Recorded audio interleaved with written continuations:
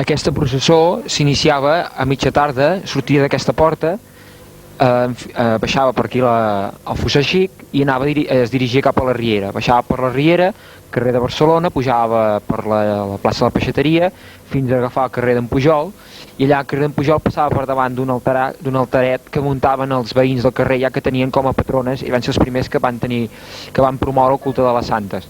No l'anava a veure, i això, aquesta tradició de més de 200 anys, als anys 60, una mica amb tota la problemàtica amb el fet de les vacances i que la gent marxava a l'estiu, va anar de baixa, i es va decidir canviar-la i fer-la al dematí després de l'ofici, que és aquesta processó que encara veiem avui en dia, molt reduïda, però que és l'hereva d'una tradició que ja podríem dir que s'aproxima als 225 anys.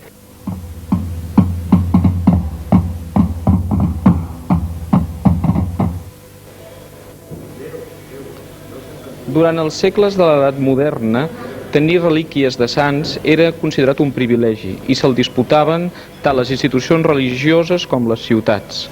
El cas de Mataró és un cas paral·lel a això que acabo de comentar.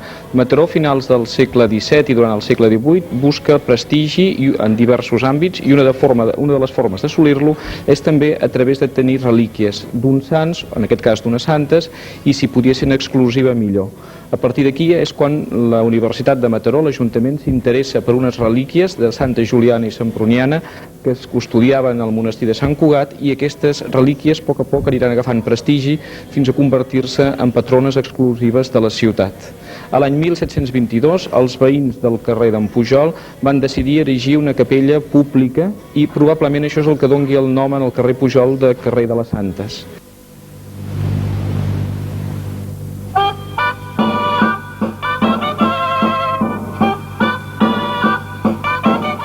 Santes no tenen església pròpia, però sí que tenen una capella ubicada a dintre la Basílica de Santa Maria. Quan van portar les relíquies en el segle XVIII, els van situar en la capella de Sant Desideri. Més tard, quan van fer l'altar major nou amb el Salvador Burri, els va situar en l'altar major. Acabada la guerra, aprofitant una capella en desús que hi havia a la basílica, la van dedicar a la Santa Juliana Semproniana, fent tota una decoració adequada a les santes. El pintor Miquel Massot, que era deixeble d'en Lluís Sert, va pintar els quadres que actualment decoren la capella dedicada a la Santa Juliana i Semproniana. Més tard, l'escultor Puig Galí va fer el retaule que actualment llueix la capella de les Santes.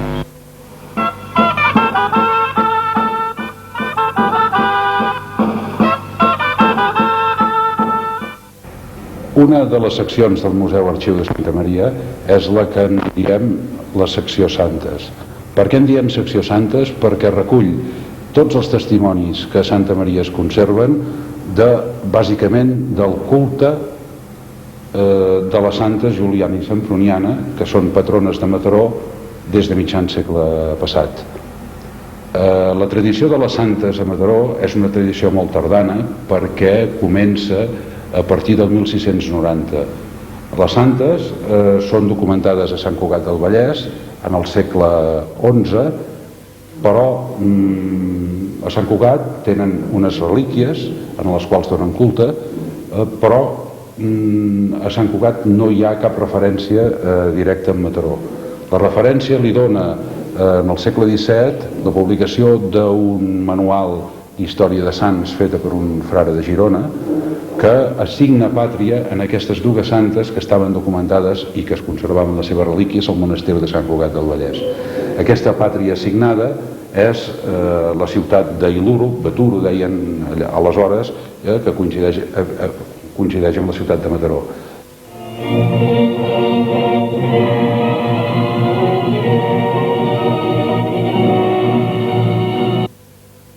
Missa de les Santes, o sigui, la missa que va composar el mataroní mossèn Manuel Blanc en la seva joventut, quan encara no era sacerdot, és una obra vuitcentista que ha sobreviscut una sèrie de vicissituds.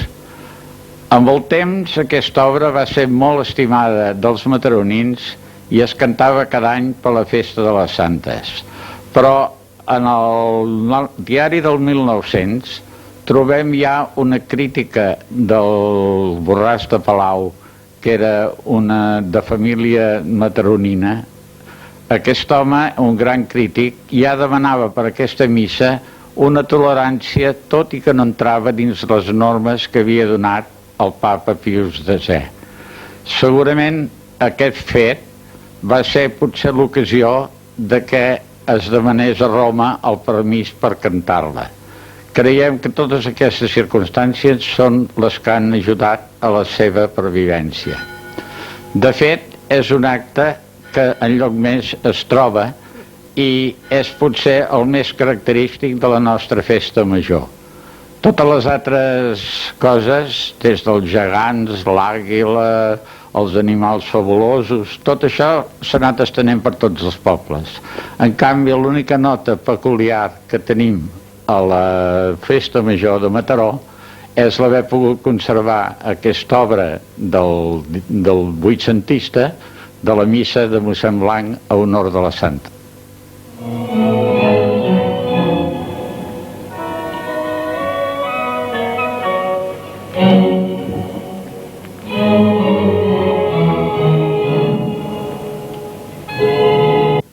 Pel que fa a la part musical, doncs comencem a ensenyar des del mes de maig, 2 vegades a la setmana, 1 hora i mitja cada assaig. Primer fem per cordes, després ho ajuntem, expliquem una miqueta cada fragment el que representa i així ens anem treballant fins al dia 27 de juliol, que és el dia de les Santes. Abans ja també assaig amb orquestra, solistes amb piano sol i cor, hi ha un assaig d'orquestra amb músics i prou, després hi ha l'assaig general, que és orquestra, solistes i cor, fins al dia 27 de juliol.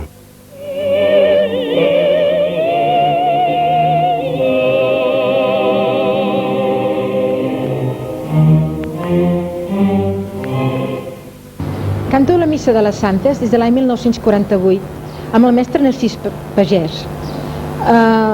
Fins a l'any 71 va estar ell, però llavors varen donar la batuta al mestre Jordi Arenas, que era director de l'Orfeó Mataroní.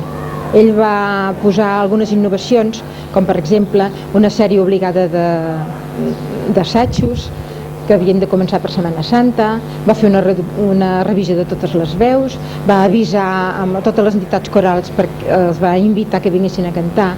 També amb l'ajut del mestre Enric Torra varen fer una reducció de la partitura, la reducció d'orquestra per piano, per poder ser més fàcil els assajos. També va implantar un nou cantant, un nou paper per mezzo soprano. Després, tradicionalment sempre es cantava un paper de segon tenor i el va fer cantar per una contralt que és més adient. En aquest cas va venir la gran Montserrat Martorell.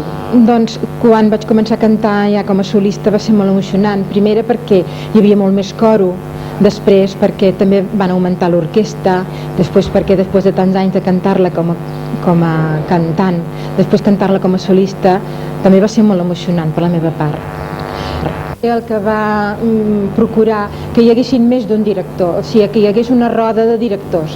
O sigui, que primer va ser el director, després el segon va ser el senyor Enric Torra, i després ja va venir en Canals, i el Pere González, i després, etc. Tots els altres que han vingut.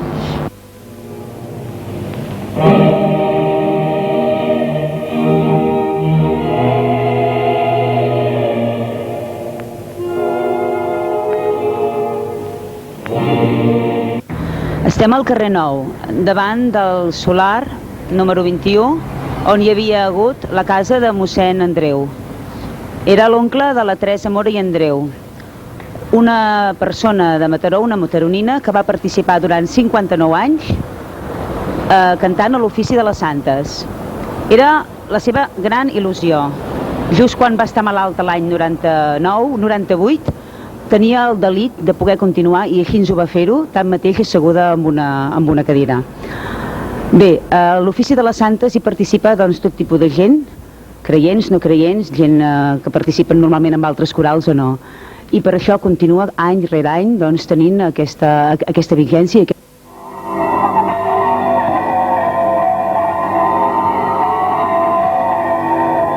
Comença tocant tritillant la juliana i la semproniana, que són aquestes dues d'aquí, amb les cordes, que és, bueno, anava estirant i deixant anar les cordes, tritillant, i llavors totes les campanes tenen una corda subjectada des del batall, passant per una corriola que baixa a baix i fent 9 batallades cada una, o sigui 9 estirades, perquè soni la campana una vegada, 9 batallades cada una de petita a gran, 3 sèries. Quan s'acaba això, de petita a gran es deixen el ferro que la subjecta i passen a voltar com es toquen normalment. Hi ha la barram antiga, que era una barram que es tocava antigament, que és agafant les cordes de batall aquí, però en lloc de passar per corriola subjectades, anar estirant la corda perquè vagi fent ting-ting totes alhora durant uns 5 minuts i quan acaba d'això es volten totes.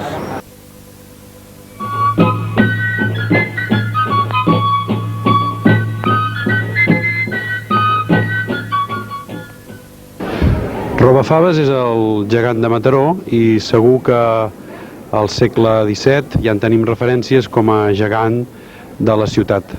El seu origen és el del corpus, és l'origen de tots els gegants i tot el bestiari popular. És el fet de tenir una sèrie de bestiari que surten a la processó del corpus i aquesta processó religiosa estava encapçalada pels gegants.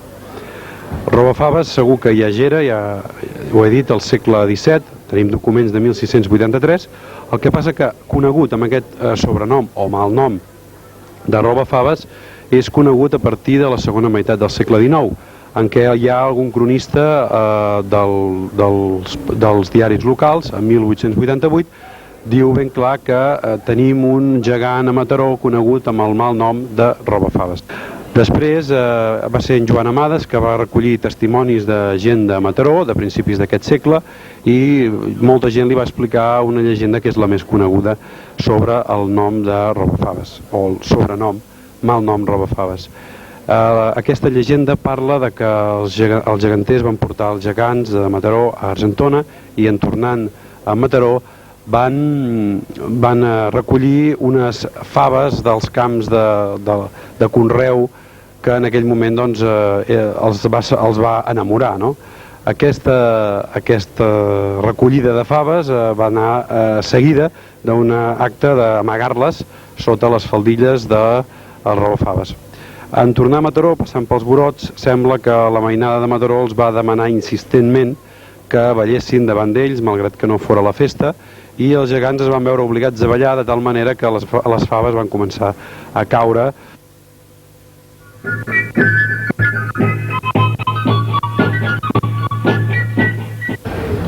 Bueno, la família Robafaves, com pregunteu, es pot dir que va quedar completa en el moment que es va preveure fer el casament amb el Maneló, que es va fer veure en aquell moment que era de Terrassa, i llavors es va fer una festa, van venir les autoritats terrassenques, van venir també els portants dels gegants de Terrassa i es va fer la trobada i el casament aquí davant de l'Ajuntament.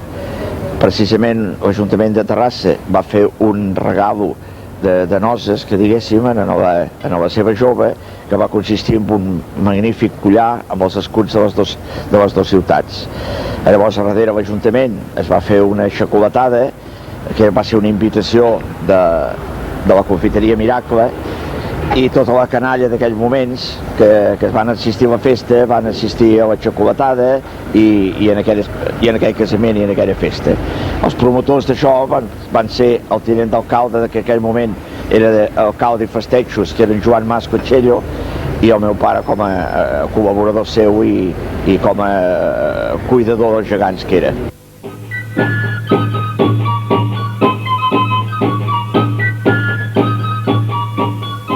Els gegants, com tots sabem, els porten una sèrie de senyors que en realitat només són els peus dels gegants.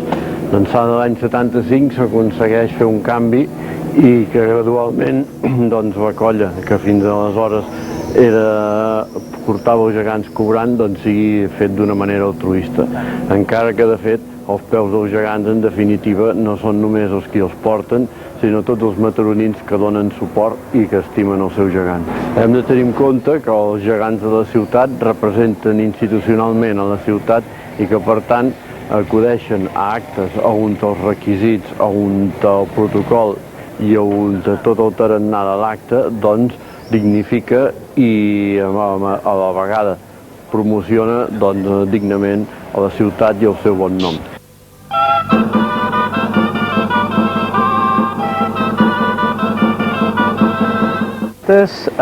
Van sortir com aquest any fa 22 santes, o sigui 21 anys de Momerotes, i van sortir l'any 79 perquè anys enrere ja hi havia sigut una Momerota i a Mataró i a Canet i d'això, i un grup de gent s'hi va posar, les va crear i va sortir per primera vegada el 25 de juliol a quarts de 9 del vespre a la plaça Sant Carles. La Momeroteta es va crear perquè hi havia bastanta canalla i això i no sabia què fer i van un grup de gent també de momeroters, una mica per encabir els fills i així es va crear Momeroteta, que va ser l'any 1982.